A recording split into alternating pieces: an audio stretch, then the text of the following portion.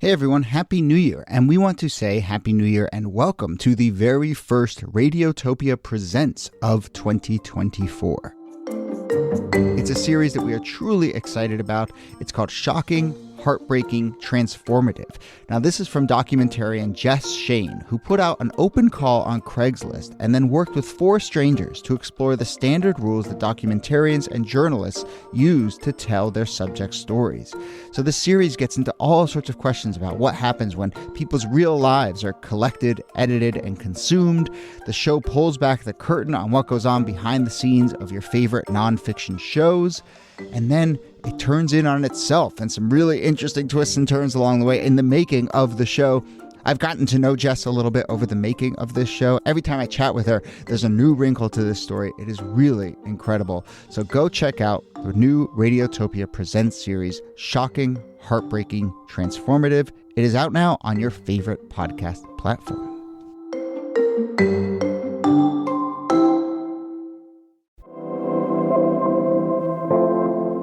Hello and welcome to This Day in Esoteric Political History from Radiotopia. My name is Jody Avergan.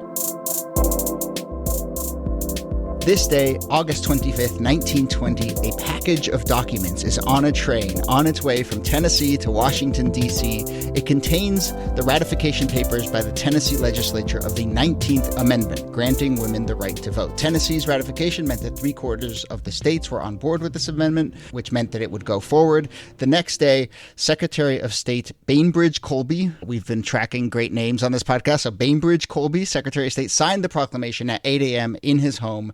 That November, around the country, women would cast the ballot in a national election for the first time. So let's talk about the 19th Amendment, the nearly 100 years that it took from the start of the suffrage movement to the ratification, and of course the 100 years since. I'm joined, as always, by Nicole Hammer of Columbia. Hello, Niki. Hello, Jody. And Dr. Kellie Carter-Jackson of Wellesley College is back with us. Hello, Kellie. Hey, how you doing? So, Niki, there's been a lot of coverage, rightfully so, of the 19th Amendment in this moment, the 100th anniversary. Some of the smaller details of this story, in particular the sort of signing of it, are really fascinating to me. So I thought we could maybe start with those. Yeah, I mean, Bainbridge Colby is actually a really interesting character here because, it had been this big moment when Tennessee ratified the amendment because that meant, all right, this is now in the Constitution. Women have the right to vote. And he wants to have the documents signing just like in a private moment with himself in his office. And the suffragist leaders are like, maybe we could have a camera and an audience. This is kind of a big moment. But he was kind of worried about these competing factions within the suffragist movement and that he would somehow be stoking the tensions or he would somehow get the politics wrong. So he kind of frames it as like, oh, women be crazy, like we got to do this behind closed doors. But it does eventually get signed. That's the most important thing. And then shipped off to Washington, D.C. Right. And then that afternoon, there is a ceremony at the White House. But there's a quote here from Colby where he says, "I'm not interested in the aftermath of any of the friction or collisions which may have been developed in the long struggle for the ratification of the amendment. I have contented myself with the performance of signing this in the simplest manner of the duty devolving upon me under the law." I'm sure the women who had struggled for this moment were very concerned with how Bainbridge Colby had contented himself in this moment.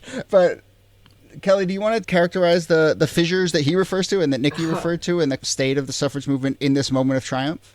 I mean, sure. So the suffrage movement has been ongoing for quite some time.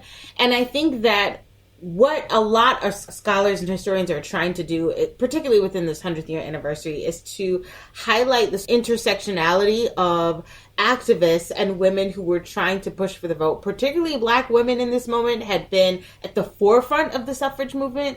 So when we think about the first women's national convention to take place in Worcester, Massachusetts in 1850, Sojourner Truth is there, the Black abolitionist and women's activist Sojourner Truth is speaking out for women's suffrage. And it's interesting because Elizabeth Cady Stanton is not there. She's actually at home.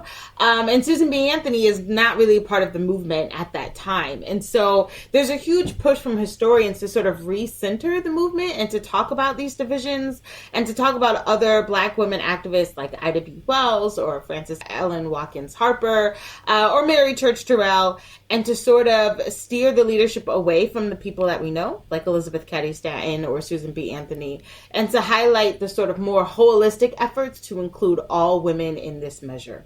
Yeah, I mean, I think that's what's so interesting about what's happening with Bainbridge Colby. He's talking about these fissures within the white women's suffrage movement between Carrie Chapman Catt and Alice Paul. Alice Paul was a more radical activist. But if you want to understand the tensions in the women's suffrage movement, it is primarily between white women suffragists and black women suffragists, because black women suffragists are fighting not just for their right to vote as women, but their right to vote as black people. They're working on two fronts at the same time. And in this moment where he's getting ready to sign this proclamation, that fight isn't visible at all. And it's not visible at all because sort of the hidden agreement that granted white women suffrage in 1920 was that, okay, but you can't help black people vote.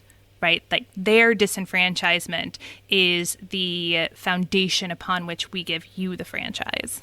So talk a little bit more about that, Kellie. Like, where does the intersectionality of the movement sort of fall away or get hidden? Is it within the suffrage movement before it gets taken to sort of the powers that be, or is it when it gets to the place where laws need to get written and the sort of movement needs to be appeased that then the intersectionality gets glossed over?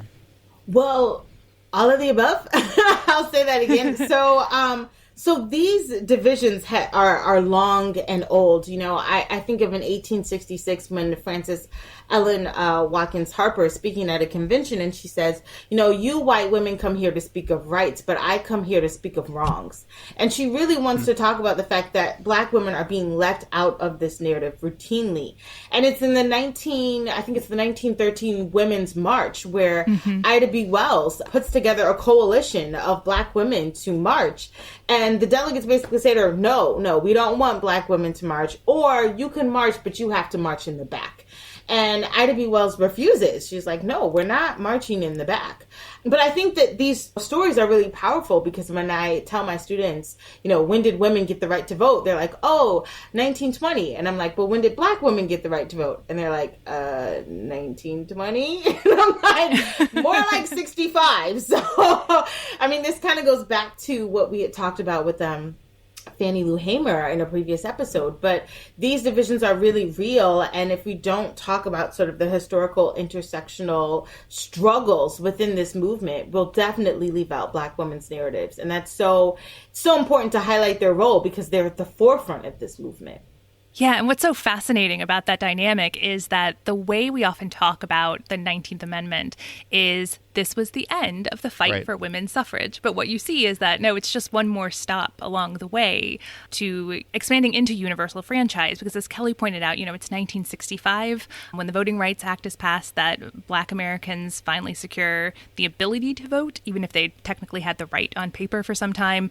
Indigenous people had only gotten the right to vote in the 1950s and 1960s. So this is part of a much longer struggle that in some ways continues today. And to that point, and to kind of bring it full circle to some of the smaller details of this moment, the way in which the systems were so entrenched. And so you can pass a law, but what does that actually look like on the ground? So, Niki, there's this great little detail that caught our eye about what happens when women are, or at least white women, are granted the right to vote. Many of them go to register to vote. And you want to tell the story of one voter in the, what is it, McMinn County, Tennessee, a woman by the name of Feb Byrne. Yes. So Feb Byrne goes to register to vote in October of 1920, so just a month before the first election where white women across the country are going to be able to vote across the board. White women in some Western states had the right to vote. Now it's been expanded nationwide. And she gets her registration card, and it reads, his registration number is 1. He is entitled to vote in the 4th Precinct, 1st District of McMinn County. And what I love about that detail is two things. One, it's a reminder of how quickly this all happened. Yeah. You know, imagine amending the Constitution 3 months before the election, enfranchising half the population. It is a wild thing to have happen, and trying to move the machinery of the bureaucracy enough to be able to get people registered and able to vote. It's this big process. It happens so quickly. But it also points out just how entrenched and how normal and assumed it was that, yes, voters are men. That is how it is. That is how it shall always be. So it's a great little artifact from that moment. Well, I mean, the machines of democracy move slowly. But it reminds me. I mean, it's like, imagine trying to get everyone to vote by mail 3 months away from an election. It's like, well, this is we're still going through some of this stuff, and we see how slowly this kind of stuff plays out. I have one kind of bigger question about amendments and how this process works. So, as I said, 3/4 of states need to ratify for an amendment to pass. And Kellie, when you read about this amendment, how this amendment passed, it did seem like both parties had kind of proclaimed that women should have the right to vote. I think a lot of the country had sort of gotten to that point. And there was maybe this gap where it was waiting for the states to catch up, and maybe all the messiness that happens at the state level and state legislatures getting their act together was maybe delaying this for a bit. And there's some interesting stories about Tennessee itself. You can go read it, but I think it's like a 23-year-old state legislature at Tennessee who finally cast the deciding vote for the Tennessee legislature, which then puts it over 3/4. So my point here, though, is like, I'm interested in this gap between where a country is sometimes and where the mechanics of democracy are, and whether there are efforts or, other ways to kind of try and shorten that gap. Yeah, that's a really good question. It's so interesting how every state has their own history when it comes to women and the vote. And so some states allow women to vote much earlier than other states do. And so because there's not this great movement of solidarity to get everyone on the same page at the same time, it looks very scattered, and there's not a lot of symmetry in terms of how we see this playing out over time. But I think, to me, that's what makes the history even more interesting, is to see like what allows for a place or region to become progressive, right, or to take on these ideas sooner than other places. And in some cases, it's interesting. You'll see that Tennessee in the South, like Tennessee, becomes progressive more than like states that you would think would have already adopted this sort of language and these ideas. And so I don't necessarily have a perfect answer for that, but I do think it's worth understanding that, no, there's not a lot of solidarity early on in terms of getting everyone on the same page. That list of states, by the way, that we're holding out, which put Tennessee on the spot, is an interesting collection of states. It's Connecticut, Vermont, North Carolina, and Florida. Perhaps, maybe, I don't know. And I think, again, we don't have to get into the details there, but I think a lot of them are maybe potentially for idiosyncrasies about the sort of nature of that state at that particular moment. But then it ends up gumming up this huge civil rights push. Niki, any final thoughts? I mean, it's just a reminder of how difficult the Constitution is to amend. I mean, purposefully difficult. You have to have this kind of mass agreement. It is set up to make sure it has to be bipartisan. It has to be people from across a bunch of different regions. You really need to have an overwhelming consensus in order to get any change to the Constitution. And that might be the reason why we haven't had any amendments in the past 50 years or so.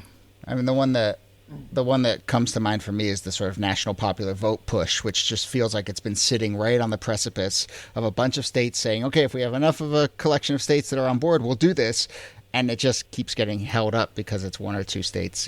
I guess those are the perils of collective action, I suppose. Yeah. All right, we will leave it there. Nicole Hemmer, thanks to you as always. Thank you, Jody. And Kellie Carter-Jackson of Wellesley, thank you for doing this. Thanks for doing 2 episodes in a row with us. Thanks again. This Day in Esoteric Political History is a proud member of Radiotopia from PRX. Our researcher and producer is Jacob Feldman. And welcome to producer Brittany Brown, who is on board to help us with the show from here on out. She'll be helping edit the show, but also with a few other new projects that you will be hearing about soon as well. So welcome, Brittany. You can find transcripts of the show at thisdaypod.com. Thanks to Kala Nakua for helping put those together each time. Follow us on social media at thisdaypod on Twitter and Instagram. Email us thisdaypod@gmail.com. We'd love to hear from you with ideas about the show or questions or comments. My name is Jody Abergan. Thanks again for listening, and we'll see you soon.